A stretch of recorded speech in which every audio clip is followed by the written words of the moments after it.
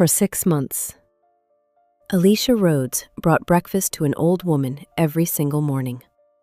Tea in a small thermos, 2 pieces of buttered toast wrapped in foil, a banana when she could afford one. 6:15 a.m.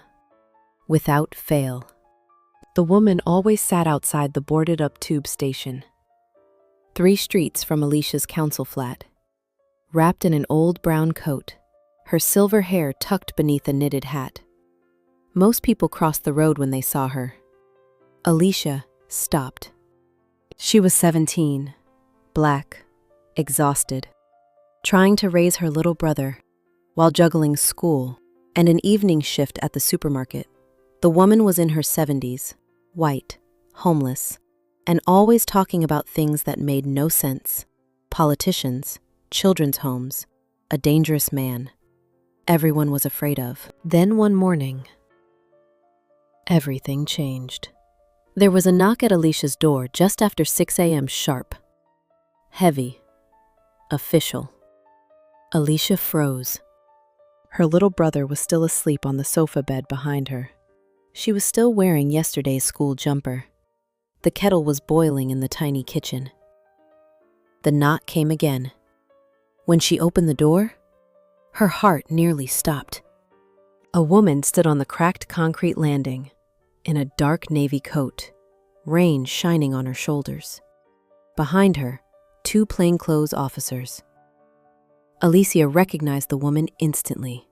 Emma Thomas, the MP who was always on the news. For a second, nobody spoke. Then Emma looked at her. "Are you Alicia Rhodes?" Alicia nodded slowly. Emma's face was calm, but there was something heavy in her eyes. "I'm here about Nellie Sampson." Alicia's stomach dropped. The woman from the station? Her voice shook. Did something happen to her? The MP looked down for a moment, then back at Alicia. "No," she said quietly. "I'm here because of what you did for her 6 months earlier." Every morning, Alicia Rhodes woke up at 5:07, not because she wanted to, because if she slept any later, everything slipped. She would miss the bus. Her little brother would miss breakfast. She would be late for school, then late for work, then home after dark, to the council flat that always smelled faintly of damp and burnt toast. So at 5:07 every morning, Alicia got up. She checked the blinking electricity meter, then walked to the cupboard. Half a loaf of bread, a little margarine, 2 bananas. That was all. She stood there for a second, then reached for 4 slices. 2 for her brother. 2 for the old woman at the station. By 5:50, the flat was quiet. Her brother still asleep under a worn blanket. Alicia wrapped the toast in foil, slid a banana into a brown paper bag, poured tea into an old blue thermos she had found in a charity shop. Then she left. Outside, South London was still gray with early morning rain. The abandoned tube station sat 3 streets away, boarded up, sprayed with graffiti. That was where the woman slept, most mornings. She sat on the same bench beneath the broken station sign, wrapped in a heavy brown coat, silver hair tucked beneath a knitted hat, an old leather bag clutched tightly at her side. Most people walked past without looking. Some crossed the street just to avoid her. Alicia had done the same for weeks, until one morning, everything shifted. Papers blew out of the woman's bag, scattering across the road. Cars passed. Nobody stopped. Alicia did. She ran forward, grabbed one sheet before a tire crushed it, and handed it back. The woman looked up. Her eyes were pale, sharp, too sharp. "Thank you," she said. Her voice was soft, careful, not what Alicia expected. Then she looked at the bag in Alicia's hand. "You split that breakfast in half." Alicia frowned. "What?" "You gave your brother the better piece." Alicia froze. "I didn't tell you that." The woman gave a small, knowing smile. You talk in your sleep on the bus." Silence sat between them, heavy, uncomfortable. Then the woman reached into her bag and pulled out a sheet of paper.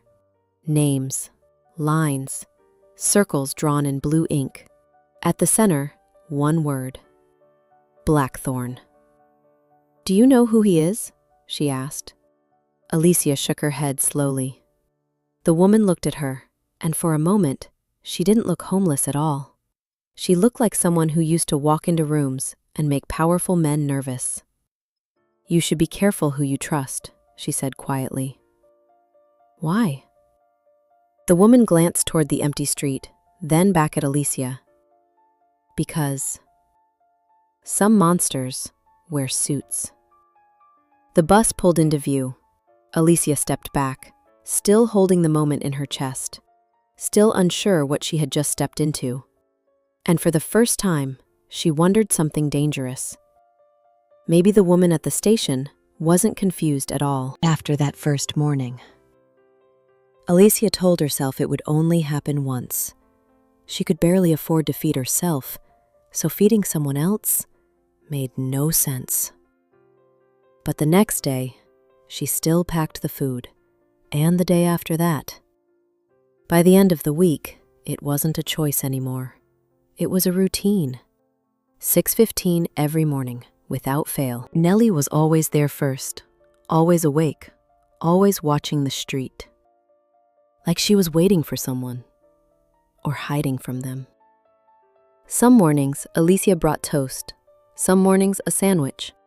Once, she brought strawberries.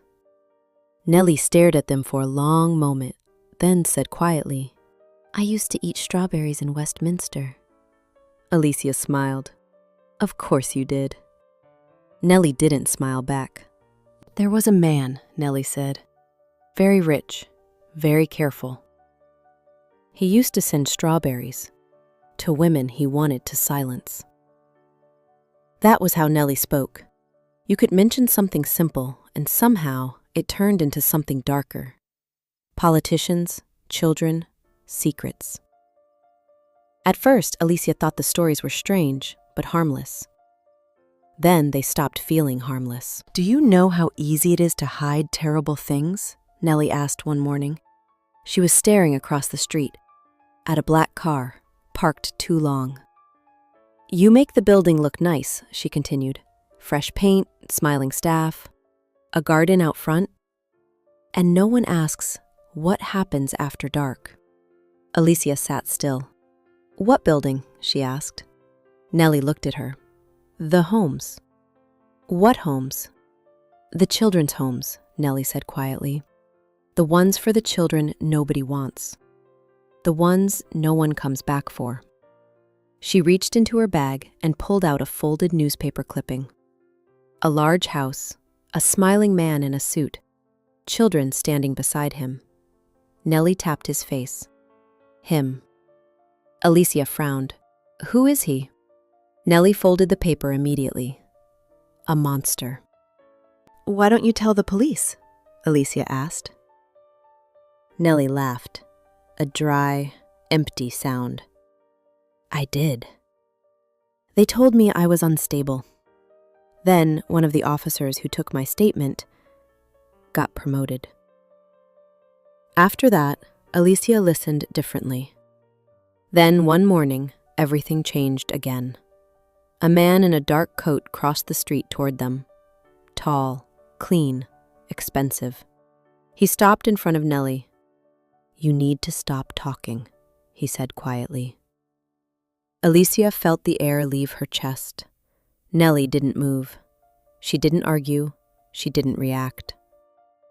"I told you before," the man continued. "No one believes you." Then he turned his head and looked directly at Alicia and smiled. Cold, certain. Especially not children. Then he walked away, like nothing had happened. Alicia stared after him. "Who was that?" she asked. Nellie didn't answer right away. Her hands were shaking. But when she finally spoke, her voice was calm. Too calm. One of the men who should be in prison. The bus arrived, but for the first time, Alicia almost didn't get on. Because suddenly, Nellie's stories didn't sound strange anymore. They sounded real. And real things could follow you home. That night, Alicia could not sleep. Every time she closed her eyes, she saw him. The man in the dark coat. The way he had smiled. Cold. Certain. Like he already knew something she didn't. Like he already knew no one would believe her. Or a girl like her. When she got home that evening, there was a red letter pushed through the door. Final notice. 2 weeks behind on electricity. Jamal sat on the floor doing homework beneath the flickering light. He didn't look up.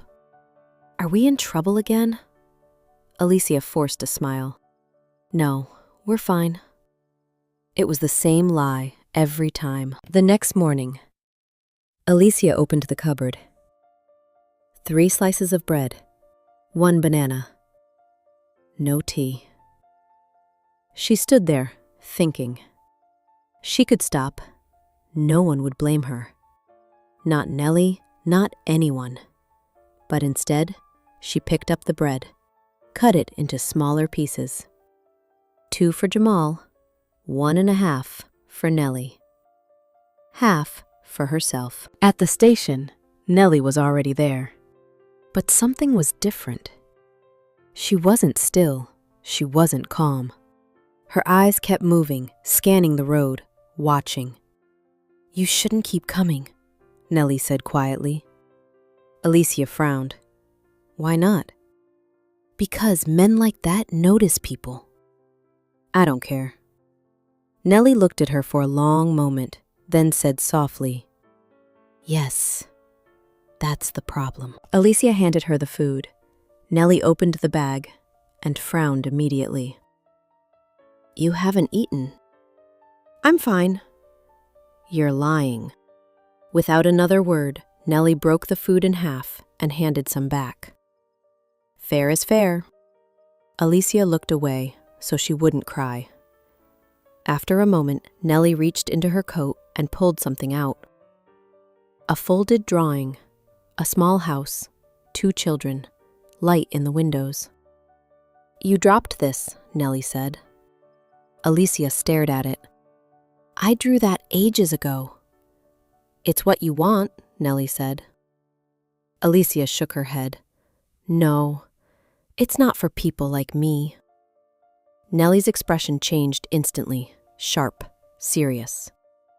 That is exactly what they want you to believe. Who? Alicia asked. Nellie leaned closer. The men in suits. The wind moved through the empty station. They build a world where children like you learn to survive, but never live. Alicia didn't answer because she understood. Then Nellie leaned in closer, her voice dropping to a whisper. There's a place in Kent. Ashbourne House. Remember that. Across the street, a black car sat under the trees, engine running, still, watching. The bus pulled up. Alicia stepped back, but when she looked again, the car was gone. Nellie was still staring at the road, and for the first time, Alicia realized something. Nellie wasn't just afraid for herself. She was afraid for her, too. Nellie was gone on Monday.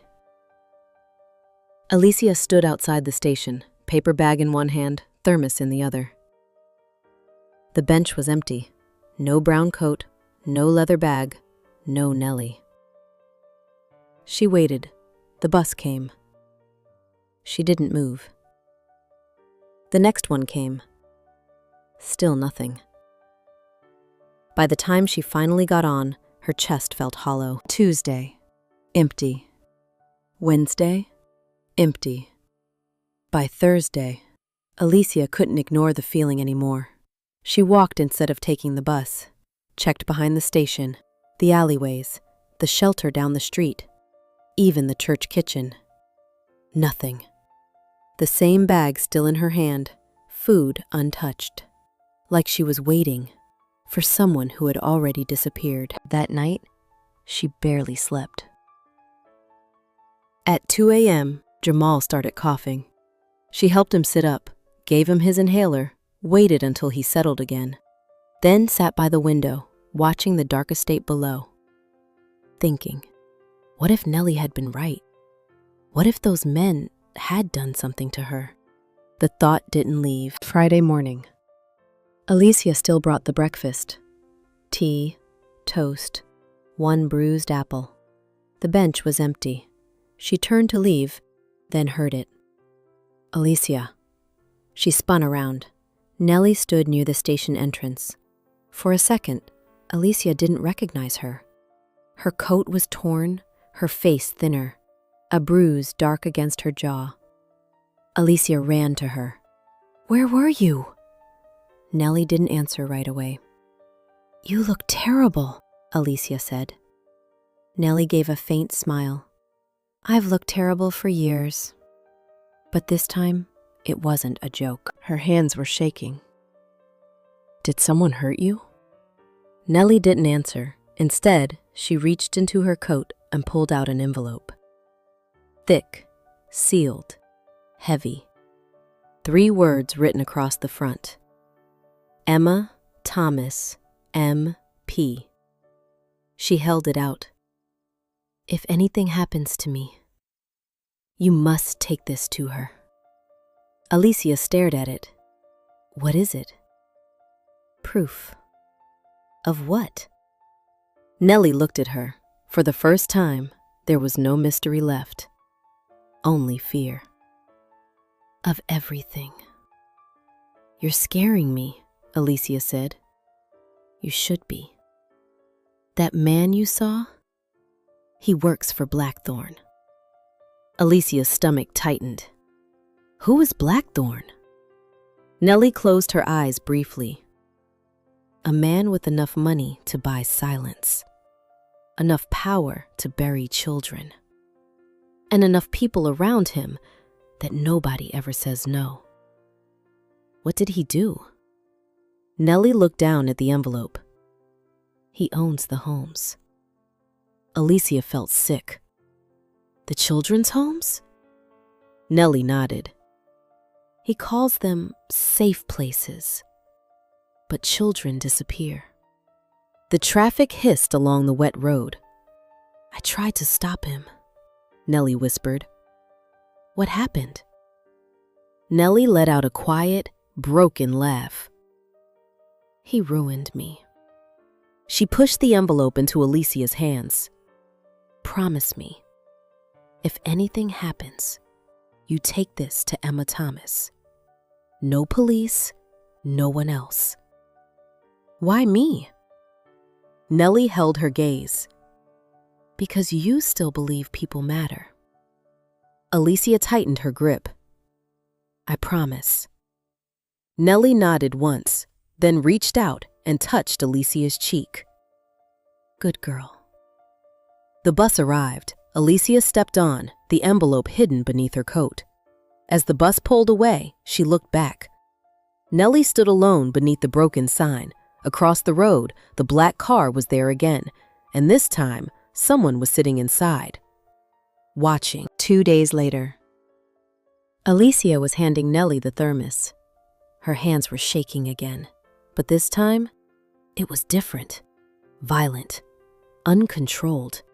The thermos slipped from her fingers, hit the pavement, tea spilling across the concrete. "Nellie!" Her knees buckled, her body folded. Alicia lunged forward, catching her before her head hit the ground. "Somebody call an ambulance!" People stopped. They looked. But nobody moved fast enough. A man slowed down, then kept walking. Someone pulled out a phone. Not to help, to watch. Alicia held Nellie, her breathing shallow, uneven. "Stay with me." The ambulance arrived. Too slow, too loud, too late, it felt like. Are you family? I'm all she's got. At the hospital, everything moved too fast, and not fast enough. Bright lights, cold voices, hands she didn't recognize. They wheeled Nellie through double doors, left Alicia behind. Sitting in a chair that felt too small for everything she was carrying, then someone spoke. No ID. No records. No insurance. We'll have to transfer her. No. Alicia stood up, her voice shaking but louder now. She matters. The staff barely looked at her, already moving on, already deciding. Then one of them paused. Name? Alicia swallowed. Nellie Sampson. The woman at the desk typed it in. Slow, routine. Then stopped. Her eyes narrowed, leaning closer to the screen. Wait. Run that again. The room shifted. You could feel it. The same name, but suddenly, it meant something. That's not possible. This woman. She worked investigations. Child protection. Corruption cases. She disappeared years ago. Alicia's voice came out small. What do you mean, disappeared? The woman looked at her, not dismissive anymore, not bored, just serious. We thought she was dead. The words landed hard, and suddenly, everything Nellie had ever said felt real. Nellie never woke up. The machine slowed. Beep, beep, then silence. A nurse stepped forward, switched something off, quietly. And just like that, the room felt empty. Alicia didn't cry. She didn't scream. She didn't move. She just sat there, hands in her lap, eyes fixed on nothing. Like something inside her had gone quiet too. Too big to process, too heavy to feel. Later, they handed her a plastic bag. Nellie's belongings, the coat, the worn leather bag, a few folded things. And at the bottom, a small envelope. Alicia stared at it for a long moment, then picked it up. She opened it slowly. Inside, a letter. Her hands trembled as she read. If you're reading this, then I didn't make it. They built homes, places that were meant to protect children, but they weren't safe. They hurt them. They used them. I tried to stop it. I tried to expose them, but they buried me, piece by piece. Alicia's breath caught, her grip tightening on the paper. At the bottom of the page, there was one final line. Everything you need is in the other envelope. The one addressed to Emma Thomas. The one Alicia had hidden. She sat there, the letter in one hand, the weight of it pressing into her chest. She could walk away. Forget everything. Go back to her life, her routine. Or she could finish what Nellie started. Alicia closed her eyes, took a breath, then stood up. And in that moment, something shifted. She wasn't just the girl who brought breakfast anymore. She was the one holding the truth. The knock came again. Sharp, heavy, official. Alicia stood still for a moment, the envelope hidden beneath her coat, her heart beating louder than the sound at the door. Then she moved, slowly, carefully, and opened it. Emma Thomas stood there. Rain clung to her coat. 2 officers stood behind her, silent, watching. I'm here about Nellie Sampson. This time, Alicia didn't freeze. She didn't look confused. She didn't look small. "I knew her," she said quietly. Emma studied her, not as a stranger now, but as someone who mattered. "She wasn't who you thought," Emma said.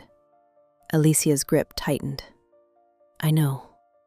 Emma's eyes flickered slightly. Then she continued. "Nellie Sampson wasn't just a woman on the street. She worked investigations, child protection, government oversight. She exposed things people weren't supposed to see. And she got too close." "The homes," Emma continued. "They weren't safe. They were controlled, funded through channels that looked legitimate, but weren't. Children were being moved, used, silenced. We suspected Blackthorn, but we couldn't prove it. Every lead disappeared. Every witness stopped talking." Emma stepped forward slightly, her voice lower now, more urgent. "Do you have it?" Alicia didn't hesitate. She reached inside her coat and pulled out the envelope. The one Nellie had trusted her with. She handed it over. Emma opened it slowly, carefully, her eyes scanning the contents, line by line.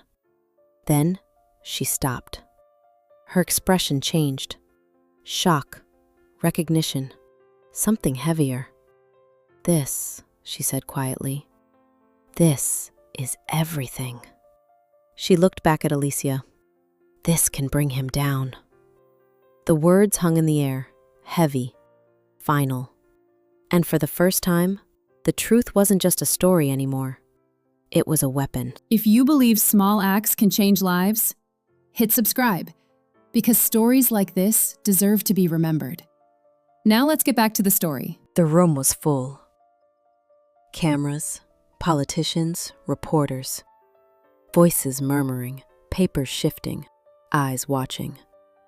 And at the front, Alicia, sitting alone at the table, waiting. For the first time, everyone was listening. They spoke to her before it began, quietly, carefully. "Keep it simple. Leave out the complicated parts. Don't make it political. Just tell the safe version." Alicia said nothing. She just listened and nodded. But inside, something had already changed. When her name was called, she stood. Walked to the table, sat down. They placed a paper in front of her. A prepared statement, carefully written, controlled. Alicia looked at it for a long moment. Then she pushed it aside. She didn't need it. "I met her at a station," Alicia said. The room went still. Everyone walked past her.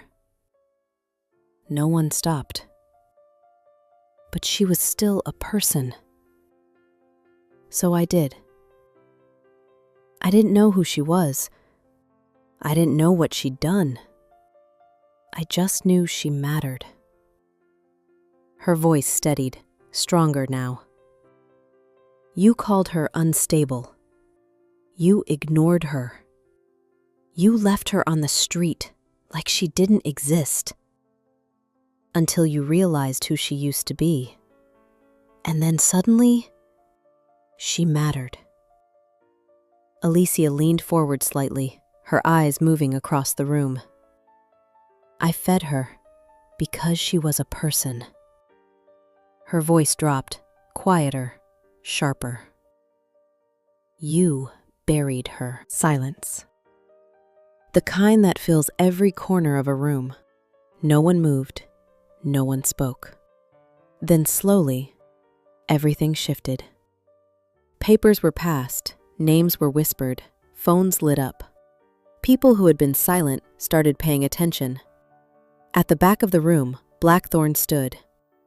Perfect suit, perfect posture. But something had changed. For the first time, he didn't look in control. For the first time, he looked seen. And for men like him, that was the beginning of the end. 6 months later. The headlines had moved on. The cameras were gone.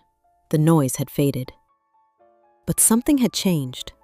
Not loud, not obvious, but real. The homes were investigated. Children were moved, taken somewhere safe. Names were uncovered, files reopened. Truths that had been buried brought back into the light, and for the first time, people were listening. Alicia still woke up early, still made breakfast, still walked the same streets. But she didn't walk the same way. Her shoulders were different, her steps steadier. She wasn't the same girl anymore. She had seen too much and chosen not to look away. One morning, she stopped at the station again. The bench was still there, the broken sign above it, the same quiet street. For a moment, it was empty. Then she saw her, another woman, sitting in the same place, wrapped in a coat too big for her, looking down like she didn't want to be seen. Alicia walked toward her. Slowly, carefully, then sat down beside her. She placed the paper bag between them, the thermos beside it. "Do you take your tea with sugar?" she asked softly. The woman looked up, surprised, unsure, and for a moment, everything felt the same. The same cold morning, the same quiet street, the same small act. But something was different, something deeper, stronger, because this time, someone had been seen. And somewhere, in a world that had almost forgotten her, Nellie Sampson was not alone anymore. For a moment, it felt like nothing had changed, and everything had. Small acts aren't small. Someone near you is waiting to be seen. If this story moved you, leave a comment. And don't forget to subscribe for more stories that matter. See you in the next one.